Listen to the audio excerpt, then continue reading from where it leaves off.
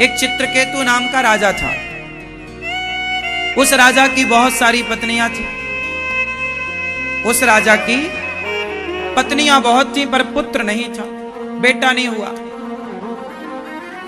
अब बेटा नहीं हुआ तो वो बड़े परेशान। संतों ने कृपा की और कहा कि महाराज तुम्हारे भाग्य में कोई पुत्र है ही नहीं। राजा ने कहा महाराज आप कृपा करोगे तो भाग्य भी मिट जाएगा। अच्छा, संतों ने कहा कि हम तुम्हें एक पुत्र देते हैं जो तुम्हें सुख देगा और दुख भी देगा। राजा ने दुख में ध्यान नहीं दिया, सुख देगा ये ध्यान दिया। संतों ने एक फल दिया, पत्नी कृतद्युति को फल खिलाया, गर्भवती हुई, एक बच्चा पैदा हुआ। 5 साल तक वो बच्चा बढ़िया रहा। 5 साल पूरे होते ही उस बच्चे की रानियों ने, एक रानी को बेटा हुआ, बाकी जो रानियां थी उन रानियों को जलन हुई कि राजा हमें समय देते नहीं। उन रानियों ने उस बच्चे के लड्डू में जहर मिलाकर दिया और 5 साल का बच्चा वो जहरीला लड्डू खा के मर गया। राजा रानी ने देखा कि बच्चा मर गया, रोए, हे विधाता तू बड़ा निर्दयी है, मारना था तो हमें मार दिया होता, इस बच्चे ने क्या बिगाड़ा। तब नारद जी आए, नारायण नारायण, क्यों रो रहे हो। राजा बोले महाराज मेरे पुत्र को मार दिया, भगवान का क्या बिगाड़ा होगा इस बच्चे ने, क्या पाप किया होगा इसने। तब नारद जी ने समझाया कि ये मृत्यु लोक है, यहां तो मरना ही पड़ता है। महाराज अभी 5 साल का था, मुझे मार दिया होता भगवान ने, बच्चे ने क्या बिगाड़ा था। नारद जी बोले ये विधि का विधान है, कोई जल्दी कोई बाद में, तुम्हारे भाग्य में पुत्र था ही नहीं। संतों ने दिया तो बोला था ना सुख देगा दुख देगा, सुख दिया जन्म लेकर, दुख दिया मरकर। तुम्हारे भाग में इस पुत्र से सुख दुख दोनों लिखे थे, इसलिए इसकी मृत्यु हुई। इसकी आयु इतनी ही थी, तुम्हारे भाग्य में पुत्र सुख था ही नहीं, वो तो संतों की कृपा से तुम्हें 5 साल के लिए मिला। अब 5 साल बाद ये बच्चा चला गया।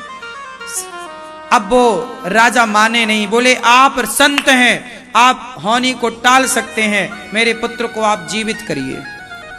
अब नारद जी के गले पड़ गए, आप जीवित करो।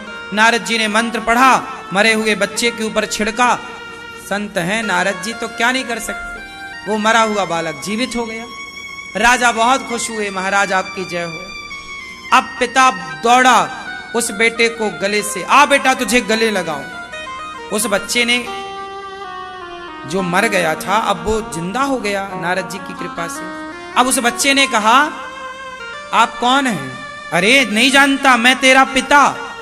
तब उस बच्चे ने कहा पिताजी इस धरती पर ना जाने कितनी बार मेरा जन्म हुआ, इस धरती पर ना जाने कितनी बार आपका जन्म हुआ, आप बताओ कि आप मेरे किस जन्म के माता पिता हैं। पिता ने कहा बेटा कैसी टेढ़ी बातें करता है, हम तेरे पिता हैं। किस जन्म के, करोड़ों बार हमारा और आपका इस धरती पर जन्म हुआ है साहब। जब जब हम इस धरती पर आए ना तब तब कोई ना कोई हमारी माँ तो बनी, कोई ना कोई तो पिता बना, तो किस जन्म का संबंध है। उस बच्चे ने कहा पिताजी मैं आपका कोई ऋण चुकाने आया था, पिछला मेरा आपसे कोई हिसाब बाकी था वो पूरा करने आया था। क्या बाकी था बेटा, पिछले जन्म में मैं भिखारी था, आपके घर भिक्षा मांगने आया तो आपने मुझे गेहूं का आटा दिया, साथ में सूखा हुआ गाय का गोबर, ओपले, कंडे दिए। मैंने उन गाय के गोबर में शाम को आग लगाई, ध्यान दिया नहीं, उन ओपलों में बहुत सारी चींटियां थी, सारी चींटियां जल करके राख हो गई। जब चींटियां जल करके राख हुई, मैंने उस आग में 5 रोटियां आपके गेहूं के आटे से, उस आटे की 5 रोटियां मैंने पकाई, 5 रोटियां मैंने खाई, तो 5 वर्ष तक आपका बेटा बनकर मैं 5 रोटियों का आपको हिसाब देता रहा। और वो चींटियों को मैंने आग में जलाया तो वो चींटियों ने इस जन्म में मुझे जहर दे करके मार दिया।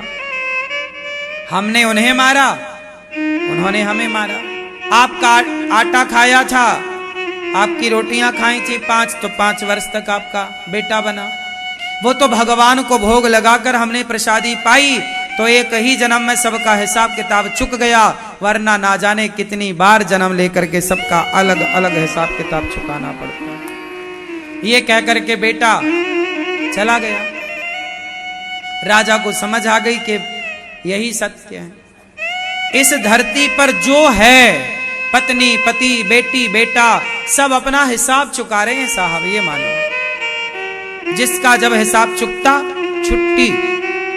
पत्नी कब तक है? जब तक हिसाब बाकी है। बेटा कब तक है? जब तक हिसाब बाकी है। अब आप लोग 7 दिन तक यहां रहोगे, 7 दिन बाद आप लोग चले जाओगे, तो आप लोग भी तो 7 दिन के लिए आए हो।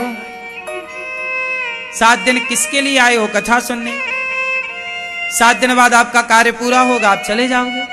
ऐसे ही है, हर व्यक्ति इस संसार में कोई उद्देश्य लेकर आता है, कोई कार्य करने आता है। कार्य पूरा हुआ, चलो। मैं भी आया हूं इस धरती पर, काम करने आया हूं। भगवान मेरे से ये काम करवाना था तो उन्होंने मुझे भेजा कि जाओ वृंदावन में माओ की सेवा करके यहाँ सेवाओं की स्थापना करो, तो मुझे भेजा है। जब तक काम कराना होगा बिहारी जी कराएंगे, काम पूरा होते ही भगवान बुला लेंगे, चलो जी हो गया काम, आ जाओ। तो मुझे भी एक दिन ये शरीर छोड़ के जाना पड़ेगा, यही सत्य है। हाँ या ना? चित्रकेतु को पुत्र की इन बातों से परम वैराग्य हुआ। उन्होंने माता शिव, माता पार्वती और भगवान शिव को देखकर थोड़ा मजाक उड़ा दिया। भगवान शिव और पार्वती, माता पार्वती भगवान शंकर जी की गोद में बैठी थी और शिव पार्वती बैठे अपनी लीला कर रहे थे। तो ये चित्रकेतु हंस पड़े, शिव शक्ति को देखकर हंस पड़े, जिसके कारण चित्रकेतु को वृत्तासुर नाम का दैत्य बनना पड़ा। पर इंद्र के हाथ इनका उद्धार हुआ और इनकी परम गति हो गई। भगवान ने इन पर कृपा की। आप लोग भी अज्ञान में ना जिया करो, थोड़ा ज्ञान की ओर बढ़ो। संसार में पहचानो कि आपका क्या है, आपका क्या नहीं है। भगवान के सिवा इस संसार में हमारा कुछ नहीं है।